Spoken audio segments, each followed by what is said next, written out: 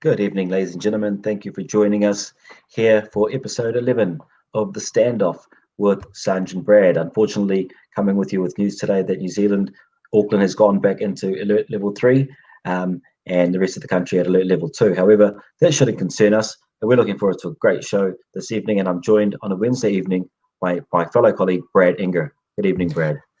Good evening, Sanjay, and good evening to our listeners. It was a predictable week in regards to results, but we've got some interesting news topics to talk about. I look forward to it.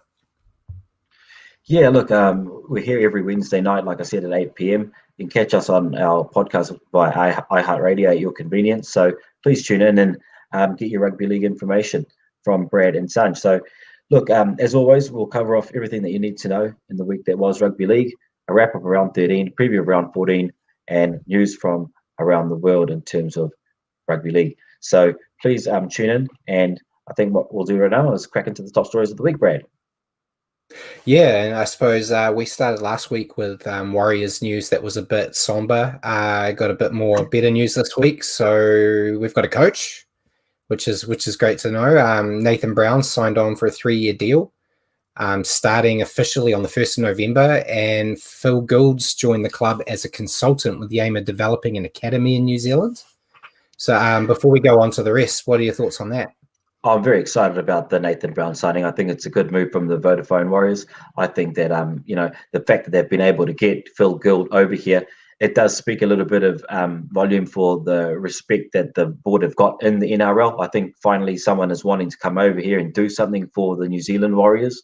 And I'm really, really happy and proud about that. I think that there should be a good expectation out of this one. We've had bursts of expectation in the past with Bluey McLennan coming back from Super League. Everyone thought then, hey, listen, the Daniel Andersons, the Ivan Clearys, we've been thereabouts a few times, but this is a really exciting time in the Vodafone Warriors tenureship in the NRL, I would say. Yeah, so I'm really looking forward to it. Yeah, definitely. I think Nathan Brown, I was still a bit iffy when I heard the news, but he's got the job, so I'm willing and see how he goes. With Phil Gould, I've been harping on a bit about it, that the biggest issue I see with the club is there's no development structure. They like we talked a few weeks ago now on one of the earlier episodes that they've got a deal with Redcliffe Dolphins and all ties with New Zealand, and Phil Gould's coming in to kind of retie those ties and try to build a pathway, much like we see at Penrith. If it's going to be as successful as Penrith, we don't know, but it's good to see them at least trying something, although I looked a bit dumbfounded last week saying I don't know what the club's doing, don't know where their plans are. So it looks like they've got plans and they're going forward. So that's a positive, definitely. No, yeah, I think it's going to be exciting times, like I said before. Phil Gould, like he's one of these no nonsense figures in rugby league, and he gives it to you straight, but he's also very educated in all aspects of rugby league. He's a smart rugby league person, and I first got the best glimpse of that for me was when he won the Origins. I think between '93 to '96, and then they lost one year, and then he won 3 more. So he won 6 out of 7 Origins in the '90s. So now looking forward to having Phil come over and exciting times. And at the moment, you know what? It's actually it's reflecting on the game that's the Warriors are playing as well. I mean, happy camp upstairs. The boys are going out there, and okay, look, they're not perhaps expected to win this weekend, but they're putting in some good performances. When, to be honest, we right now with the way that the club is letting Blake Green go last week, it could have been like 40-0 at the weekend, and people wouldn't have blinked an eye. So, people got to take be mindful of that. Like the Warriors is not playing too badly. Okay, they're not having the best season again, but considering where everything has been against them and so forth, not doing too badly, Brad. Yeah, definitely. And that's a good question from Simon, which I'll hold off until our question section, because I think that's a good question to talk about. But before we move on to other news, the Warriors have officially announced 1 signing, but have actually signed 2. So Kane Evans, the big prop from Parramatta Eels, he's officially signed a 2-year deal with the club. And Johan Aiken from the Dragons is centre there. It hasn't been announced by the club, but he's actually announced it himself on social media that he's signed a 3-year deal with the club. I think they're just waiting for the ink to dry before they announce it. But think some good signings there. Another big boy in the middle and a strike centre, which everyone has said the Warriors need. Yeah, I think a couple of good signings there coming off the back of the signing of the new coach, obviously Nathan Brown, and obviously Gus Gould.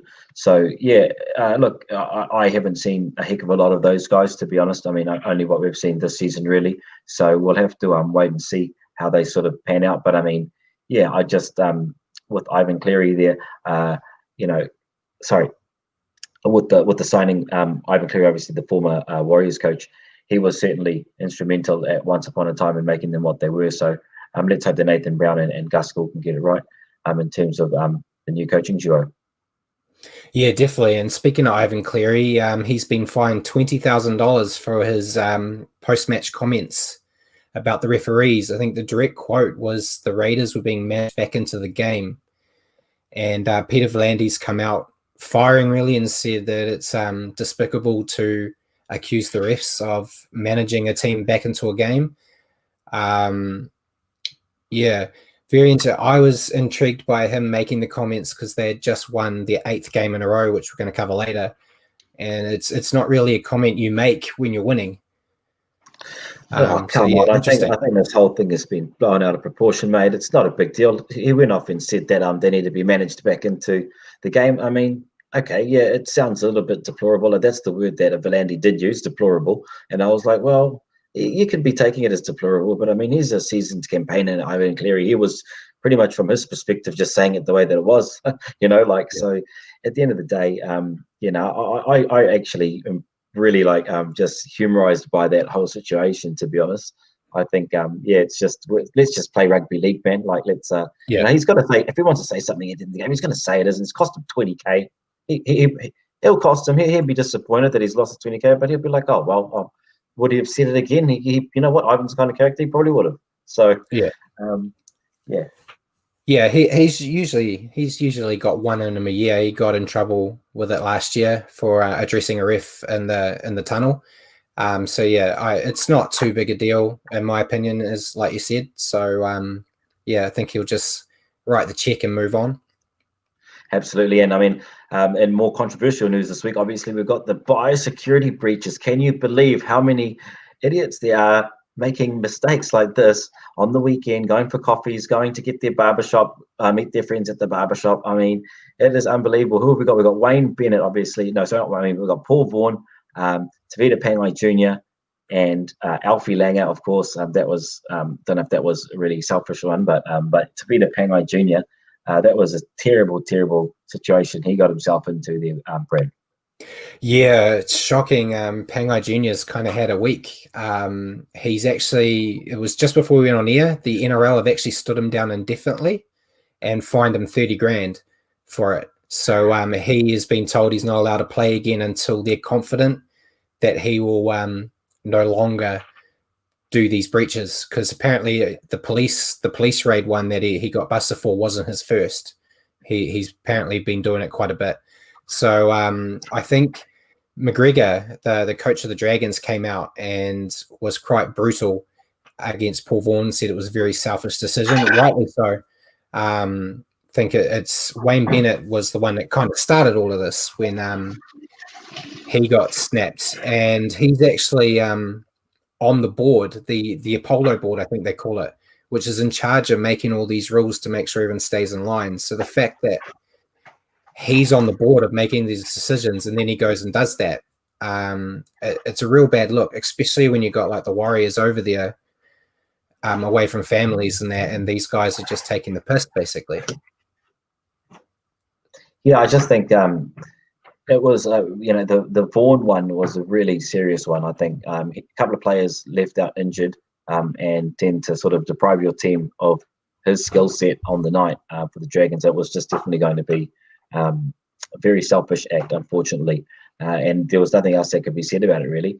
Tavita Pangai Jr., obviously, going down to the bikies to meet his mates. I mean, just where's the thinking process? Like, I mean, how much, you're going to cost yourself a couple of $1,000, some games away. Like, I mean, nothing good can come of those actions, and particularly with the, I guess, the social aspect of it. I mean, with the, everyone in community at the moment around the rules and regulations of the COVID virus, it sort of illustrates their personality to the public in such a way. Well, look, they don't got no disregard for what's been going on. So no regard for what's going on. So like it's just absolute craziness. I think so.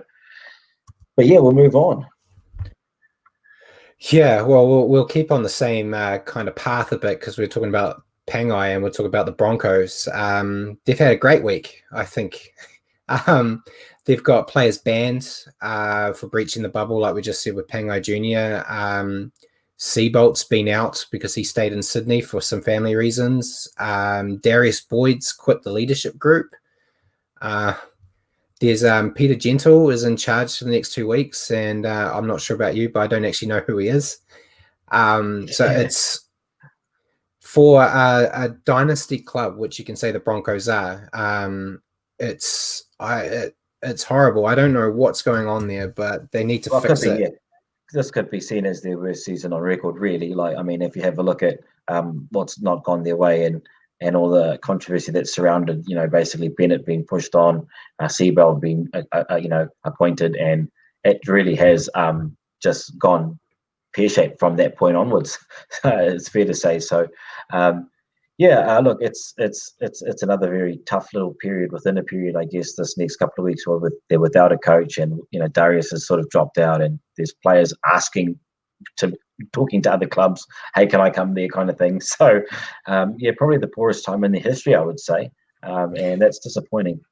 But yeah, hey, look, we talk about Brisbane a lot. I think that we should just give them a bit of a break and just move on for a little while. And so what we'll do in the meantime was crack on to round 13. And on Thursday night, we started with the Dragons versus the Roosters, Brad. Yeah, so the Roosters won this match 25-16, and I think Luke Keary stole the show, and it must be in the conversation to join Nathan Cleary in the Haas for the State of Origin at the end of the year. Oh, he looks a shoe in. Yeah, I think so. Like, I mean, he's probably the best 5'8" going around. Obviously, if him and Nathan are going to be at the helm, then the New South Wales boys will have a strong halves pairing for your Queensland Maroons. What do you have to say about that, Brad? What do you think? Yeah, I think it's not gonna. I don't think it's going to be a great Munster's out injured half the season anyway, so exactly. Yeah, I think Queensland's going to be in a bit of trouble, unfortunately for me. So yeah, I think they're just too good, and Roosters being too good as well. They're missing 9 of their top players, and that's their 3rd straight win. And the Dragons, they're not easy beats at the moment, as we've seen, and I think they're just getting a bit lost. I've heard rumors that everyone's saying McGregor's lost the leader, the locker room, and that he's not even selecting the sides anymore. So it sounds like the backstage stuff is a bit messy there. And Buzz Rothfield basically said that McGregor's last game as a coach will actually be this week. They reckon he'll be given the sack after the weekend.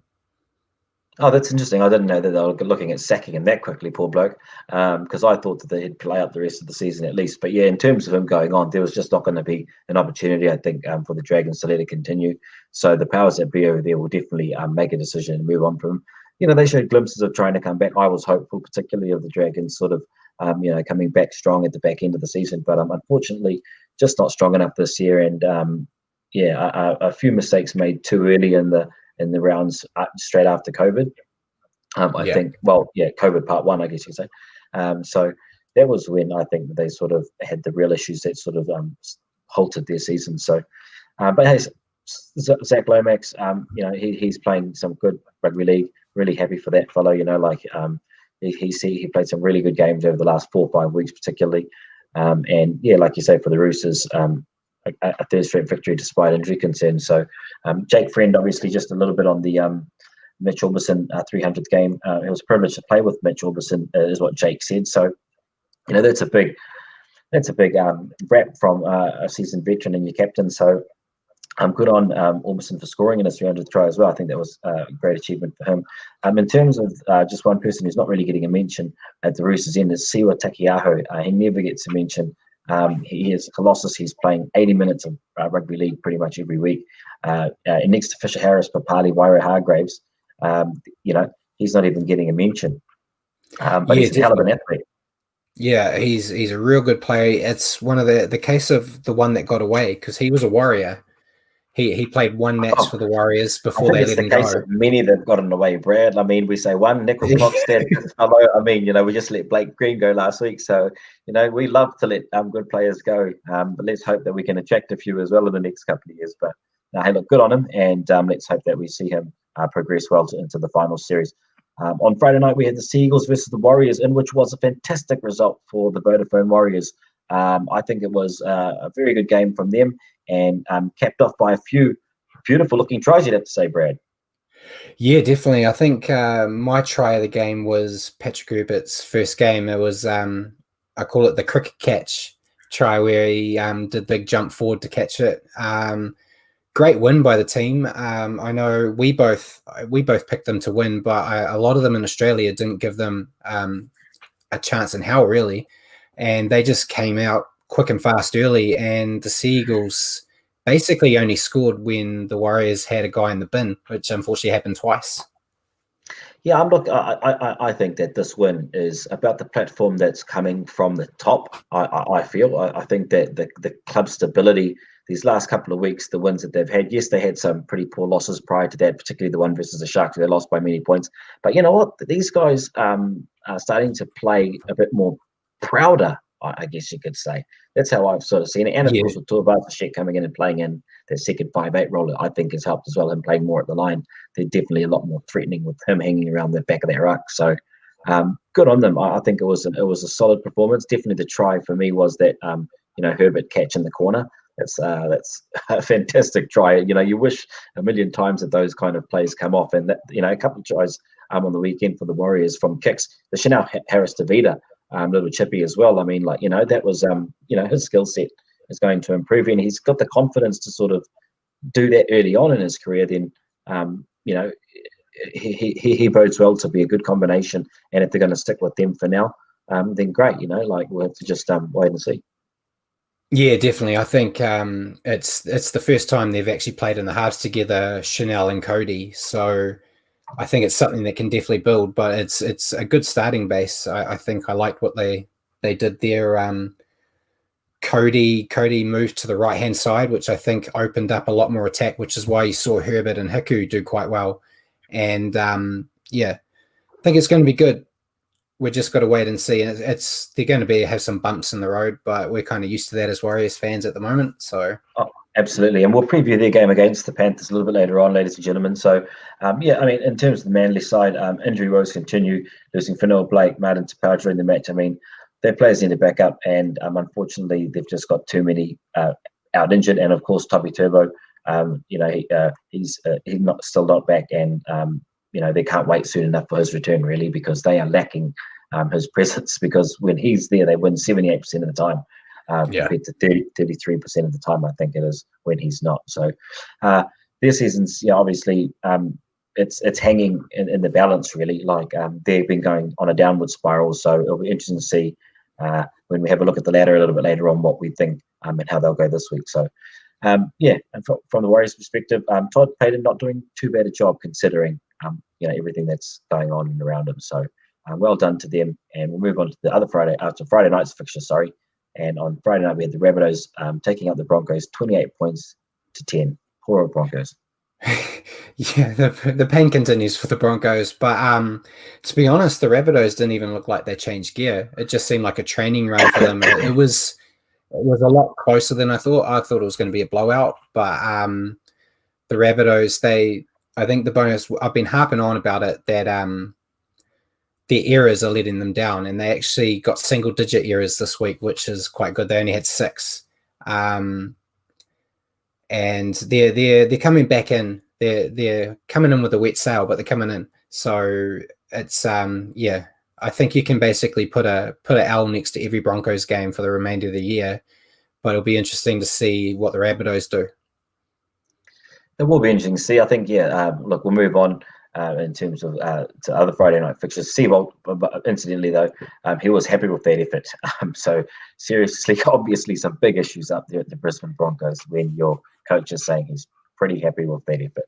28 to 10, I wouldn't be saying that. So unfortunately for them, the misery continues. But we have on Saturday evening we moved on to because the Warriors game was on Friday. On Saturday evening we had the Storm versus the Bulldogs. Yeah, so a bit of a whitewash here, unfortunately, for Bulldogs fans. Storm won 41-10. Unfortunately for the Storm, though, they lost Munster in this match. He's got a medial ligament injury. I haven't heard how long it's going to be, but it's a few weeks, they believe. So, bit tough when the Storm have a pretty tough opponent this week, losing Munster and Cameron Smith. So yeah, I'd like to keep those two permanently out of Queensland contention for the rest. I know that Cameron Smith doesn't play Origin anymore, but if Cameron Munster's leg could just be a season-ending one, it wouldn't be too bad a thing for the New South Wales supporters. So, yeah, I think, like you say, Bulldogs started the match strongly, but besides that, there was just nothing left. The Storm eventual winners, 41 points to 10. On Saturday, following that game, we had Brad. What do we have on the game following that one? We had the Knights playing the Tigers, and the Knights defeated the Tigers heavily, 44-4. It's the first time we got to see Blake Green in the Knights jersey, and I think he paired up well with Pearce, and it let he did look pretty good, didn't he? He did, yeah, and it let Kalen Ponga do what he does best, and he destroyed the Tigers. I think what's his stats here? He's got 2 tries, 2 try assists, 3 line breaks, 240 meters, and he kicked 6 goals. Arguably his best game of the year. Oh, definitely his best game of the season by far. He was able to destroy them, but like you say, with that platform laid up front by Pearce and Green. So this could be a good, a good little buffer for them coming into the back end of the season for the Knights, because they were sort of an inconsistent side over the last 5-6 weeks, sort of winning here and there, being threatened up north in terms of taking the games a bit lightly. So I think that good on them for picking him up, and I think that he's going to let Ponga play out the back, and that's what they need. Yeah, it's definitely they're a lot better now. I think the couple of weeks where the coach has been hitting them hard about being entitled, I think they've finally got it into their heads that they don't just deserve to win by showing up. So they're actually putting an effort in, and they show how devastating they can be when they got their mind to it. Oh, absolutely. I mean, and from the Tigers' perspective, unfortunately, Maguire, he's starting to get criticised of his coaching now. There hasn't really been too much negative stuff said about Michael Maguire. He runs a pretty good ship. He runs a strict ship, and we know exactly the way his coaching method is. He'll tell you the way that it is, and he'll replace you if need be. But unfortunately, it's becoming a case over at the Tigers that they're trying to impress him more than go out there and play the best type of football, because of the way that what he expects from his players. So now, his players sort of sitting on eggshells, playing to impress rather than playing, to get tries on the weekend. So unfortunately, that's what's happening. I think he keeps chopping and changing the players because they're not performing, but that means they're not actually building any chemistry together on the field. So every week, if you look to your left and there's a different guy there, you're not going to gel, and you're basically starting fresh every game, which isn't good when you're trying to make the 8.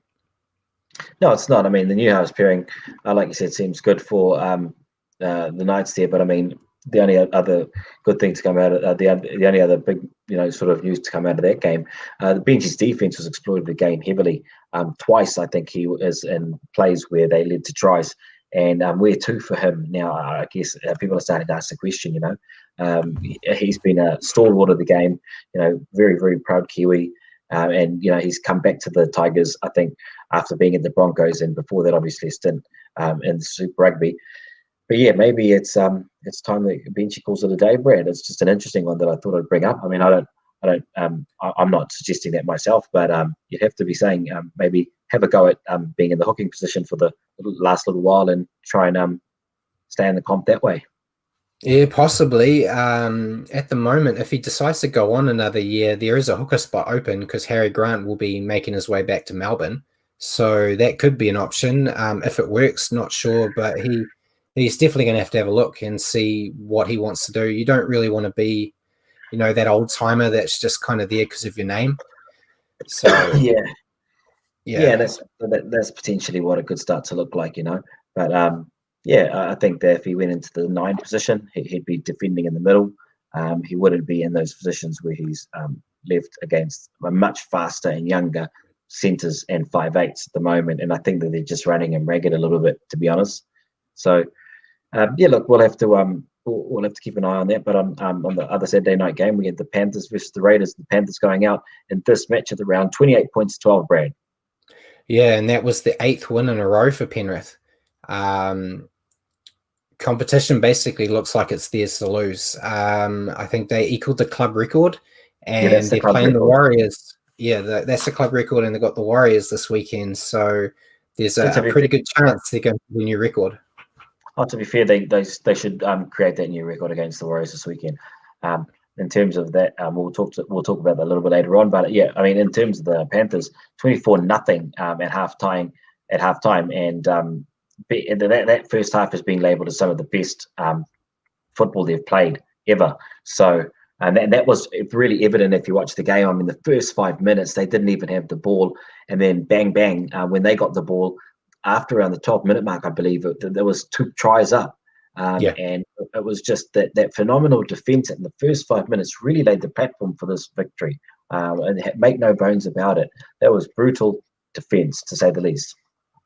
Yeah, and their attack was, I think the thing that I like about the Pen, they can be very exciting on attack, but they do the basics very well. Like Cacau's try was just a basic drawn past, good line, boom, he was through. He wasn't basically not even touched. So they can put a highlight reel on you, but they can do the basics and still score. So they can just score whenever they want, which is really scary for the other teams. Well, I think they put themselves really good positions. I mean, you've got like young Cleary there. He's Nathan Cleary. He's just basically got that ball on a string at the moment. You know, like all the plans that he executes are paying off. He's very, very skilled at getting himself ahead of the pack and making the play. And he's got the resources on each side to sort of go bang bang. And even without Coruscant, they're a hell of a rugby league team. And yeah, they're going to be the team to beat for sure. And, you know, good luck to them against the other Warriors on the weekend. Obviously, we're going for the Warriors, but I mean, if they do manage to beat the club record, you wouldn't put another Penrith team, I'd say, of yesteryear past them, would you? I mean, that's a very strong team.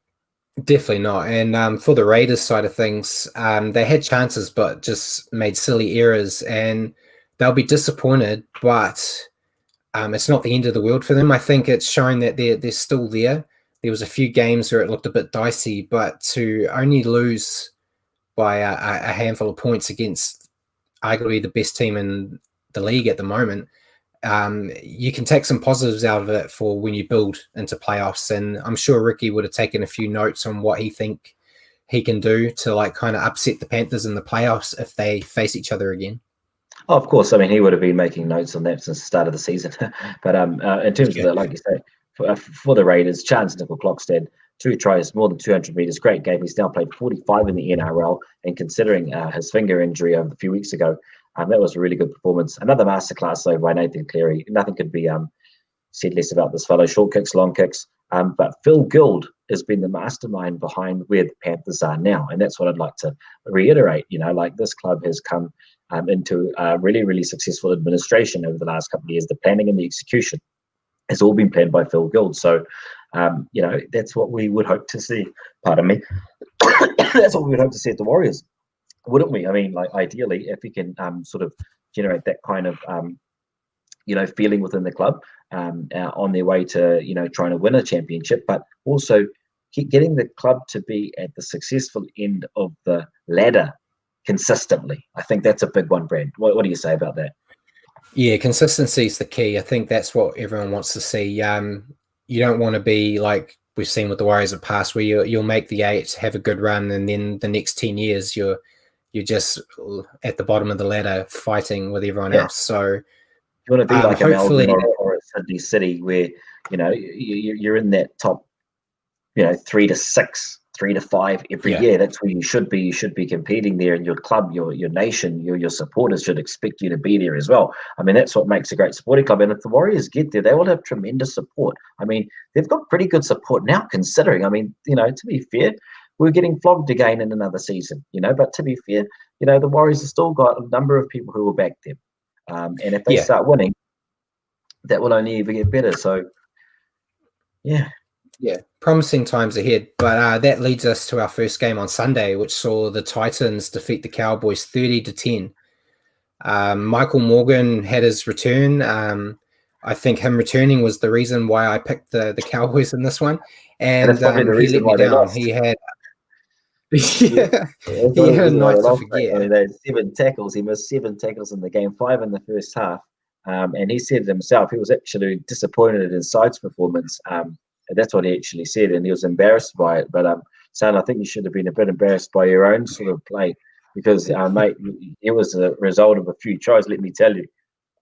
Yeah, it was shocking. The Titans forwards bullied the Cowboys, and I think that allowed their backline to flourish, and they just started getting some good tries on. And it actually shows you how dangerous they're going to be next year when you add the forwards they got coming in.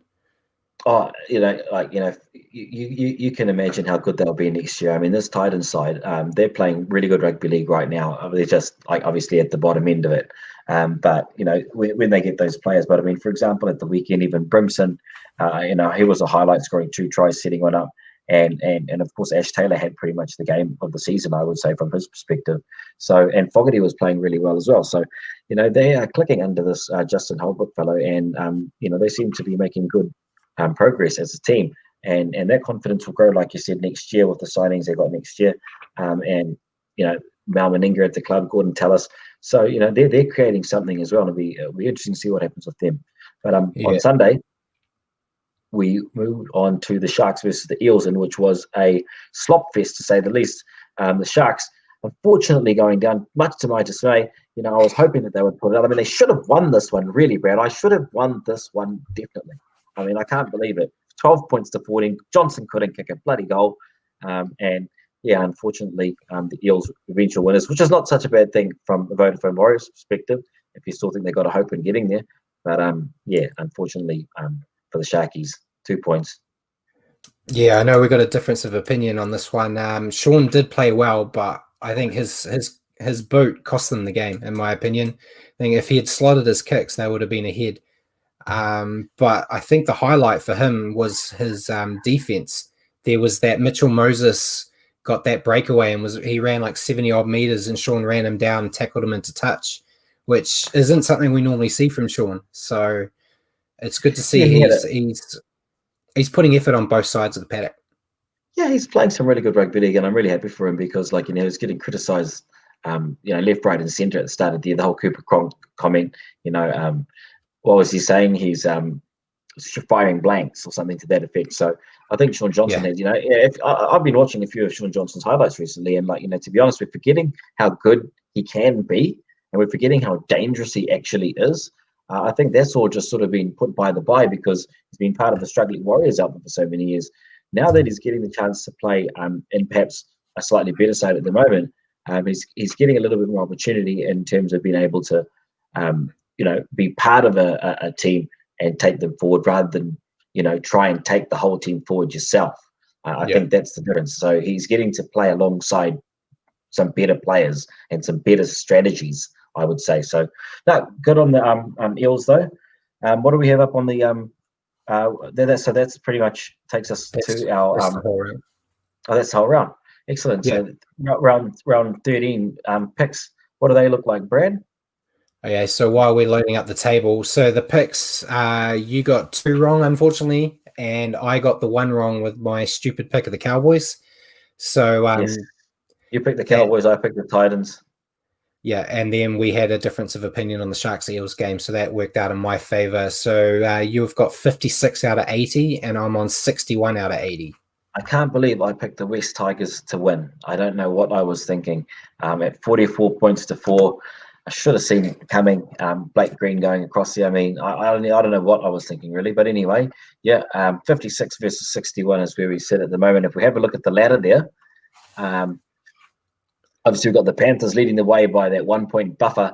At the top of the table, Storm, Eels, Roosters, Raiders, Knights, followed by the Rabbitohs and the Sharks. That makes up the 8, Brad. Yeah, and then you got the Seagulls, Tigers, Warriors, Dragons, Titans, Cowboys, Broncos, and then Bulldogs. So I think a lot of people are hoping the Bulldogs string a couple of wins together to put the Broncos right at the bottom. Well, it's looking that way, isn't it? The Broncos certainly look like a dead set wooden spoon contender, and it'll probably pan out that way, the way things are going for them, unfortunately. But yeah, if we have a look at those teams on the outside of the ruck, on the outside of the 8, we've got the Seagulls, Tigers, Warriors, and Dragons. I would still say that the Warriors in with a slim chance of making it. Still 4 points adrift, but I would say everyone from Dragons down are pretty much out. So I think last week we sort of talked about teams from 12 up could have sort of been potentially there. And this week, I guess now we're going from 11 up. Doesn't matter who the team is over here. Regardless, it's the Warriors who probably aren't going to make it, let's be honest. But technically, there's still a chance. I think going to beat, they have to beat Penrith this weekend to achieve that. Yeah, the Warriors have got a tough draw. I think they've basically got one that you can definitely put as a win, possibly against the Bulldogs, but they've got the Eels, they've got the Panthers, they've got the Seagulls again, so they've got some tough games coming. So it's highly unlikely, but they're still got that mathematical chance that we always like to talk about. But yeah, I think Dragons down are definitely, you can cross all of them off. Yeah, no, fantastic. Well, cool. Thanks for showing us the leaderboard there, Paul. We'll move on to the round 13, round 14 draw, and we'll have a look at what we got. We got a couple of questions. Sorry, sorry, I forgot about the questions. Put you on the dock there. So as mentioned earlier, we had that Simon's question there. He says, "Good evening, everyone. No offense, Phil is not going to be based in New Zealand. How's he going to develop local talent?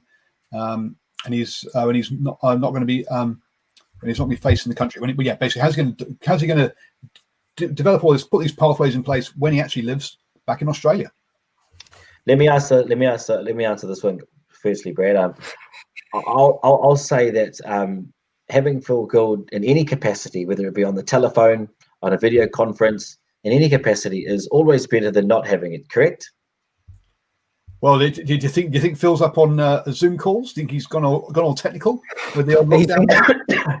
He's been doing them at the moment. I know he's been asked that a lot this week, and he said he's going to spend as much time as he can in New Zealand once you're actually allowed to travel to New Zealand. There is a huge possibility that the Warriors will be stuck in Australia for all of next season too. But he did say he's going to spend every waking moment helping the Warriors, helping set these pathways. I assume he's going to have a team here as well. And like a lot of guys that are in charge of a team, you don't have to sit there on their shoulder all the time. So I see him being able to direct a crew here on what he needs to do. It's still, we've got to wait and see. Across, if the crew's here and he's sort of coming across and he's sort of like, being involved that way and they're running things, but I mean, he's ultimately the guy running it at the behind the scenes kind of thing. So I think, in any capacity, I think it would work. I think every waking moment, I hope he's, I feel sorry for his partner then and his kids. But anyway, moving on then, and Jordan goes, what do you guys attribute all the shenanigans happening at the Broncos? Is it a blame on the front office, the coaching staff, the players, or all of the above? I think it's dead set certain. It's just one man, really. Unfortunately, it's just Anthony Seibold, isn't it? Really, I mean, if you look at it every which way, he's the only thing that changed after Bennett was out, he was in. Nothing else changed, and now look at the club. You got senior members like Darius Boyd not wanting to talk to him. He's not getting the respect of most of the players, and you got players asking to go elsewhere. It's absolute shenanigans. And what do you put it down to? Anthony Seibold, I think. Yeah, I think so. I think the front office does have some issues too, because the CEO of the club he's finished at the end of this year. So all the crap that's going on doesn't really seem to concern him, because it's going to be someone else's problem in a couple of months. So I think the front office has a bit of trouble here, because they've kind of made the mess by hiring this guy. It's not working, and they're not actually doing anything to fix it. But Seibold's got a lot. Everything seems to be going back to Seibold and things he's doing. Poor fellow's taking a hammering. I mean, he's just been beaten up left, right, and centre. I think we should give him a bit of a break. He's going to jump off the cliff shortly, otherwise, that fella. Come on, you just blamed him for everything. Yeah, well, there we go. That's what I mean. I think we should just move on from the poor old Anthony Seibold saga. Sanjay Seabold's guy. So breaking news, apparently the Herald, Roger Tuivasa-Sheck, and also actually Tohu Harris apparently are both considering their futures at the Warriors. Tuivasa-Sheck may even go over to the Blues, may even change code. What are those two players? How much of a loss, or are you not worried about the Warriors losing those guys essentially? 100% definitely worried. Yeah. Devastated if they leave. I heard rumors when Cooney got the sack that Tohu was looking at the Bulldogs as an option, that as soon as he could get out, he'd be gone, because he signed with the club because of Cooney. He's very close to Cooney. So as soon as that happened, I think he was looking for a way out. Roger is a bit more surprising, but I know he's taking it hard at the moment, being away from family. And if they're told, look, you've got 12 months in Australia next year, he might be looking at a way out too, just to stay home. But yeah, devastating if they both leave, or even if one left. But yeah, I mean, in terms of Roger Tuivasa-Sheck there, I think he's also probably mindful that, mate, with his skill set, he wants to chase another championship or two or three, like that's his probably a personal endeavor as well. He might not say as much, but he's one of these icon players, and he probably get asked by a club, hey, look, we'll come here, we'll build it around you, just like what we've tried to do with him. But yeah, I'd be devastated and shocked if he left, to be honest. Hope he doesn't leave. We're worried now. Yeah. We just got all confident about the Warriors. You're doing it to us. Great question. Yes, I really appreciate that at the 11th hour. Oh, there we go. So I'll let you look forward to the next round now. All right, guys. We'll preview round 14 after that depressing news. They're possibly Roger Tuivasa-Sheck. He's going to go AWOL and leave us. I just have a prayer tonight and hope that doesn't happen, because he's been playing some bloody good football lately, and we need him to continue. So on coming Thursday, we've got the match of the round, potentially the Roosters versus the Storm. It's going to be an absolute crack. I can't believe the odds are $1.45 to $2.75. Brad, I'm going to ask you straight up, man, who are you picking in this one? I'm picking Roosters. I think no Munster, no Smith against the Roosters team is just going to be too hard. Yeah, I'm going to go with the Roosters as well. I think that they, because of that Munster factor, I mean, okay, he's a Queensland 5'8", so it's not too much of an impact. But yeah, I think without him and with Smith out, I think definitely I'm backing the Roosters as well. Warriors versus Panthers. Well, who's your pick, Brad? You're going for the Warriors, aren't you? I can see it. No, I'm going with the Panthers here. I'll give it to you. If there's any team that can upset a team like the Panthers, the Warriors are generally that stickler team. They've done it in the past, but I like what I see from the Panthers, and I'm basically coming out of it only way. Like, as long as the Warriors don't get embarrassed, I'll be happy. Hey, look, let's be honest. If the Warriors, okay, they've only got that remote chance of being in the 8, but why do we always talk about it? Why do we always be like, hey, look, if they can get the 8? We talk about it because if they can get the 8, they can win the bloody thing. Now, if they're going to be able to win the bloody thing this year, which I hope is still the aspiration, even though it's a long shot, like you said, they've got a tough run home. So if they manage to beat the Panthers or beat the Eels or beat another team and get into the 8, they could potentially beat them again. You know what I mean? They would have to have the confidence that they could beat those teams again. So going into the top 8, having played the Titans or, a lesser side like, the Cowboys or, the Bulldogs, getting to the 8 that way would be no point, because you come across a Panther side which would just run you out of the park. They'd literally scare the shit out of you. So I think all I'm hearing here is that you're going with the Warriors. Is that what you're saying? You're picking the Warriors? What I'm saying is it would be a good pick for you, because there's potential there. I'm picking the Panthers on Friday night, unfortunately. But yeah, I think that, if you back your boys in, it'd be a good thing. I am 4 or 5 games adrift, Brad, you see. Following that, I'm happy with my lead. Okay, we'll stick with the Dragons, with the Panthers on that one. Okay, on Friday night, we've got the Eels versus the Dragons at Bank West. Who do you see taking this one out, Brad? I think it's going to be the Eels. I think, like we've been talking about, the Dragons seem to be a bit lost now. So I think the Eels, I think I'll agree with the Eels on that. We'll move on to Saturday's fixture. We've got the Sharks versus the Titans. Oh, this could be an interesting one. Like I'm pretty tempted here. I guess with the Sharks just losing to the Eels the other day, who you picking in this one? You're going Titans, aren't you? No, I'm going Sharks. You're going Sharks. I'm Okay. being safe. Yeah. Being safe this week.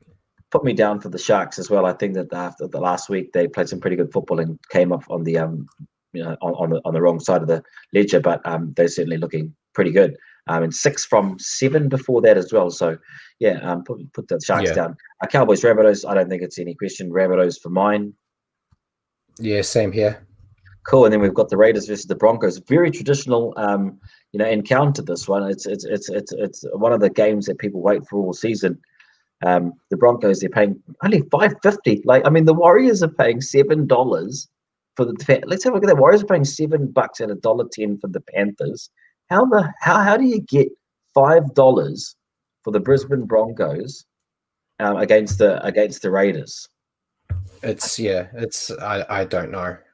That is crazy. Yeah. $5.15. Anyway, so it sounds like we're both going for the Raiders. Yeah, so we're back in the Raiders for that one there. The Knights versus Sea Eagles. I'm backing in the Knights with Paul Green being the latest spark over there. And the West Tigers versus the Bulldogs.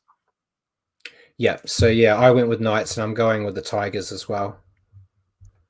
Are you going Knights and you're going with the Tigers as well?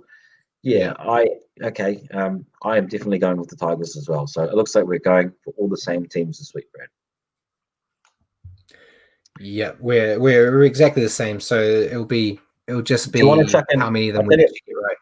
I'll tell you what, like, on the air, do you want to chuck in a mystery one? So you basically have to gamble on one to sort of make it a bit more interesting. I am 5 points adrift. But do you want to come up with something? Maybe next week we'll come up with something to see if we could maybe a mystery pick or something to that effect. I'll think of something.